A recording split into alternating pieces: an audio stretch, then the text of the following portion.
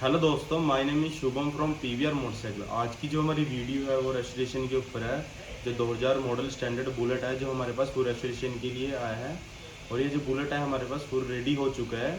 आइए पहले हम आपको इसकी पहले की ओल्ड कंडीशन दिखा देते हैं और बुलेट स्टार्ट करके दिखा देते हैं कि इसकी इंजन की क्या कंडीशन है। फिर आए करते हैं वीडियो शुरू।